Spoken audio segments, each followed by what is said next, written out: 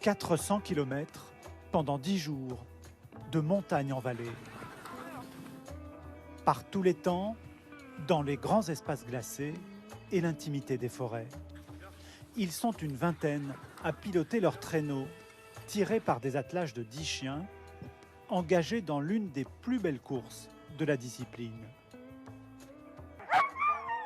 Sur la ligne de départ, la tension monte. Avant de s'élancer pour une nouvelle étape, les chiens comme les maîtres sont pressés d'en découdre. Il y a une certaine sorte d'adrénaline là, juste avant le départ. Ça s'appelle le will to go. Les chiens, ils ont envie de partir. Et puis, comme on peut voir là, ça tape des pattes. Il faut y aller quoi.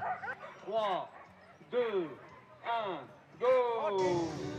Au programme aujourd'hui, un parcours de 30 km avec plus de 1000 mètres de dénivelé. Pour les chiens, chaque étape équivaut à un marathon.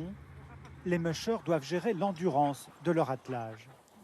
J'ai des chiens qui ont plus de 10 ans à l'arrière, donc j'y vais mollo. Tout au long des 10 jours de course, les chiens sont préparés et suivis comme de véritables sportifs. Des vétérinaires les auscultent chaque jour et surveillent les éventuelles blessures. Il faut imaginer que nous, si on part en randonnée, qu'on a une énorme cloque dans la chaussure, on ne va pas faire beaucoup de kilomètres. Les chiens, c'est pareil. Ils peuvent être des athlètes de très haut niveau. S'ils ont une abrasion sous le pied, ça n'ira pas. Philippe Desmurget participe à la course avec ses huskies de Sibérie. Avant le départ, le musher se transforme en masseur. On assouplit un peu les muscles et on les prépare à un départ assez explosif, de manière à ce que quand le chien prenne le départ, il ne se fasse pas un claquage.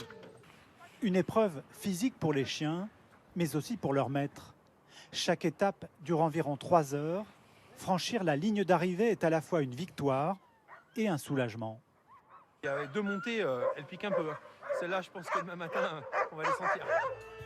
Cette année, pour des raisons sanitaires, il n'y a pas de spectateurs. Pour la première fois en 17 éditions, les mushers et leurs attelages vivent leur course vraiment seuls au monde.